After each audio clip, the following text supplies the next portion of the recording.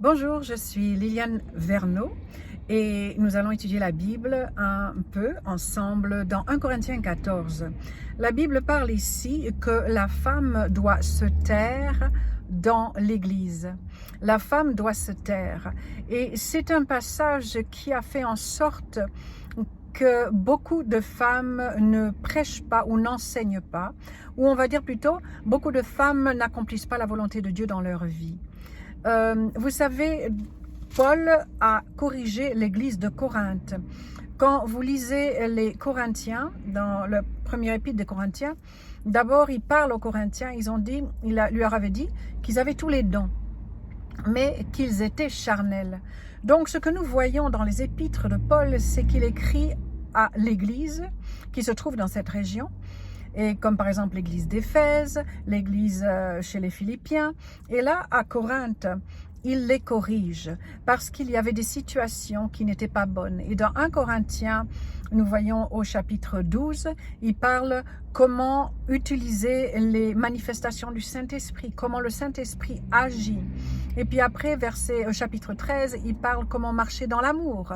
Tu peux prier en langue, tu peux parler en langue, mais si tu ne marches pas dans l'amour, ça ne te sert de rien. Et il définit l'amour de Dieu. Et ensuite, au chapitre 14, il parle de l'ordre dans l'Église par rapport au parler en langue.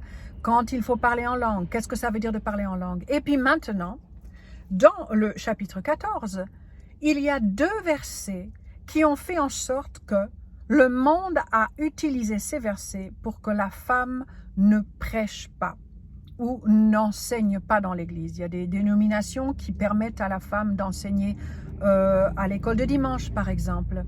Mais c'est quelque chose que nous devons faire attention. Nous ne pouvons pas nous baser sur seulement 2 versets. Mais voilà que vous allez voir.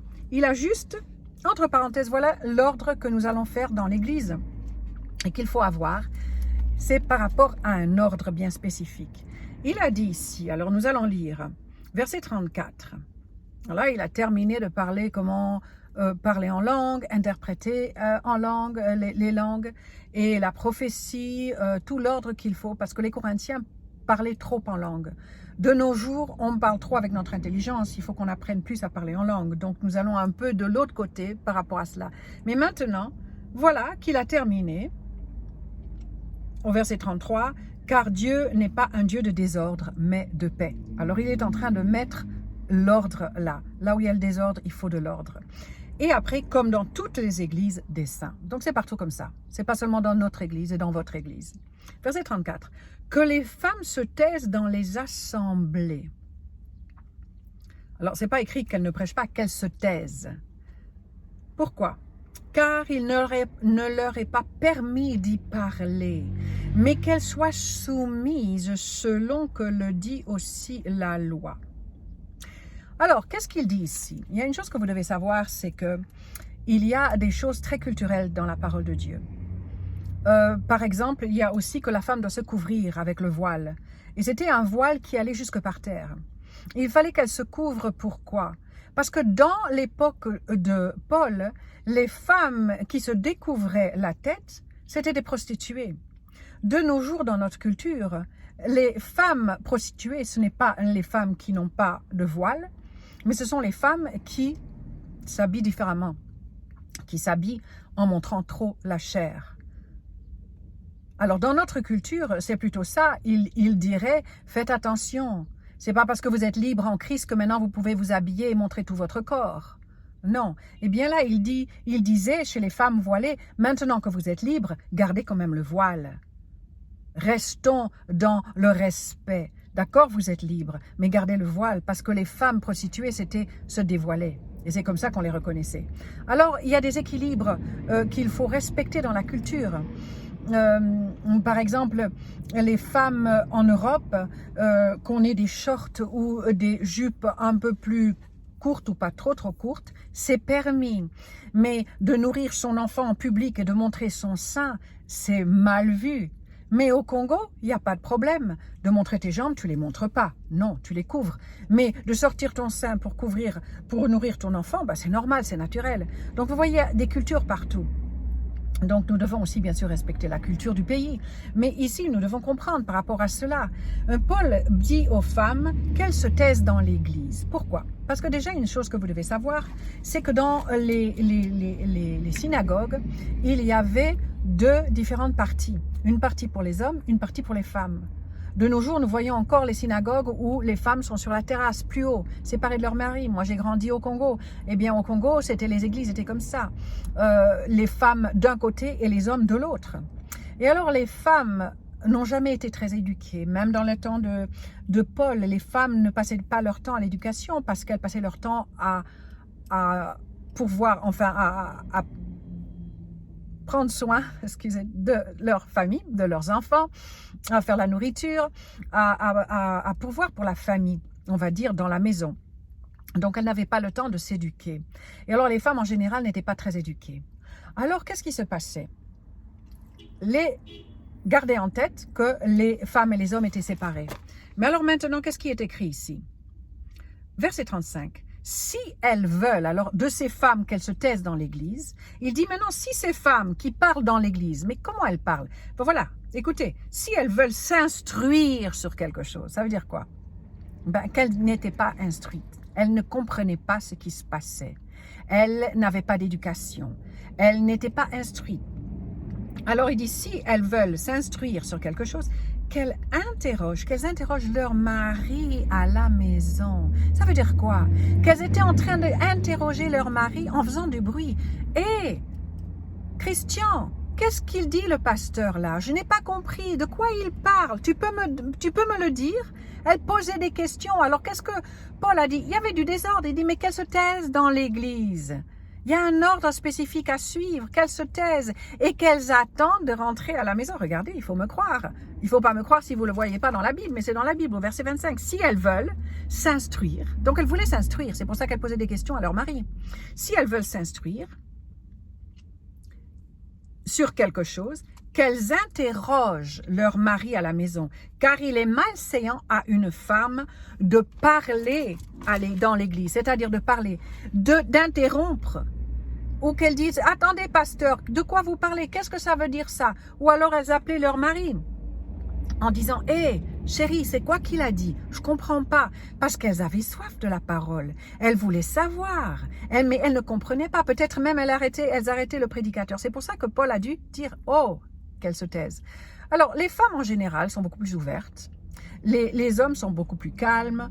En public, ils savent se contenir. Mais les femmes, c'est des pipelettes. Des pipelettes, c'était des bavardes. Peut-être elles voulaient bavarder et elles n'avaient pas cette éducation de se taire. Alors, en général, c'est comme ça. Les femmes parlent beaucoup plus, bien que les hommes parlent quand même aussi. Mais apparemment, les hommes étaient plus calmes. Et alors, Paul a dû leur dire, mais les femmes, taisez-vous dans l'église. C'est deux versets. Qu'elles attendent à la maison, qu'elles attendent pour interroger si elles veulent s'instruire sur quelque chose qui a été dit dans l'église, alors qu'elles interrogent leur mari à la maison. C'était en fait ça. C'est pas que les femmes ne peuvent pas prêcher. Nous voyons bien qu'il y a plusieurs femmes qui ont été utilisées dans l'Église, même dans l'Ancien Testament. Les femmes, Déborah a été utilisée de Dieu pour emmener une grande armée. Le grand général n'a pas voulu partir sans elle. Il a dit « Je ne partirai pas sans elle ». Parce qu'elle avait cette onction de Dieu. Elle connaissait les voies de Dieu. Donc Déborah a été utilisée d'une merveilleuse façon. Il y a plusieurs femmes dans la Bible, nous n'allons pas en parler maintenant, mais il y avait plusieurs femmes comme Priscilla et Aquila. Priscilla, c'était la femme d'Aquila. Et ils allaient partout. Il y en a qui pensent aussi que c'était Priscilla qui prêchait et Aquila qui la suivait. Il y a des exemples de prédicatrices. Mais nous ne voyons pas autant parce que l'ennemi a voulu tout faire pour arrêter plus de la moitié du corps de Christ de prêcher l'évangile et même d'accomplir la volonté de Dieu dans leur vie. Plus de la moitié parce qu'il y a souvent plus de femmes que d'hommes. Alors imaginez-vous si on dit aux femmes ne prêchent pas, n'enseignent pas. Eh bien qu'est-ce qui va se passer? Eh bien elles vont rien faire. Pour ma part, je savais que Dieu m'appelait à prêcher. J'étais partie à l'école biblique parce que je voulais apprendre. Je me suis dit, je vais aller apprendre la Bible pendant 1 an.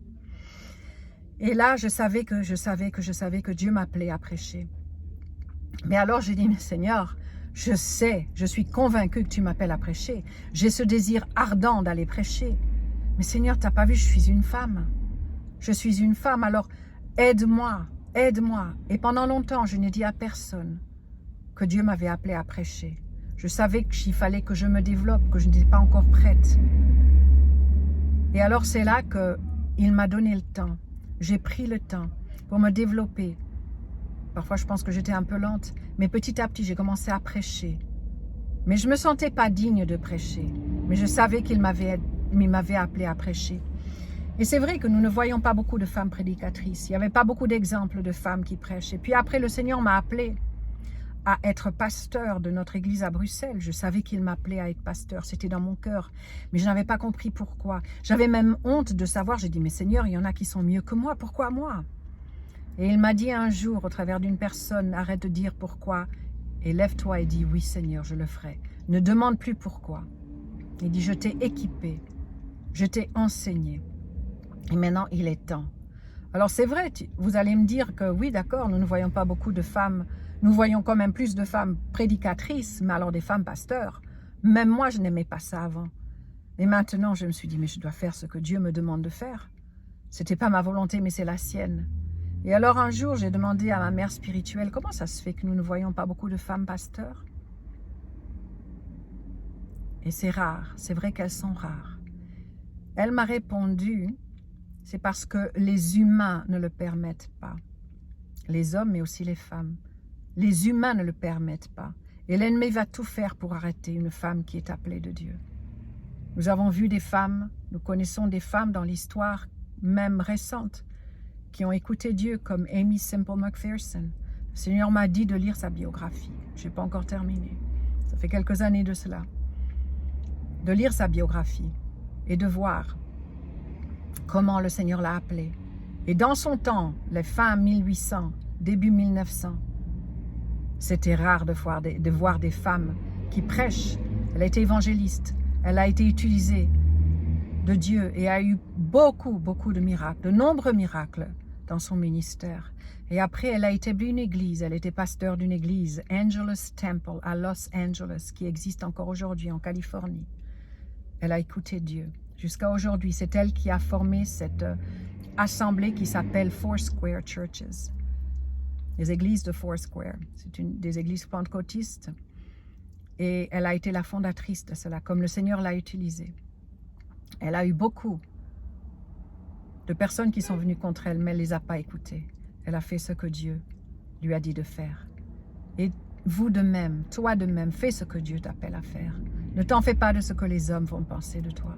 Et c'est ce que moi j'ai dû faire aussi. Nous sommes des exemples pour obéir à Dieu, parce qu'un jour nous allons nous tenir devant Dieu. Il va nous demander, qu'est-ce que tu as fait avec l'appel que je t'ai donné? Tu dois obéir à Dieu. Et ne t'en fais pas de ce que les hommes et les femmes vont dire à ton sujet. Mais en fais-toi pour Dieu, car c'est lui qui va juger. Donc oui, amen. Les femmes sont appelées à prêcher. Mais laissez Dieu vous appeler. Ne forcez pas la chose. Si vous êtes réellement appelé, il va ouvrir les portes et il va vous donner l'occasion de prêcher. Même s'il n'y a personne, de prêcher à une personne ou deux, c'est pas grave. Commencez quelque part. Je vous encourage. Soyez bénis aujourd'hui.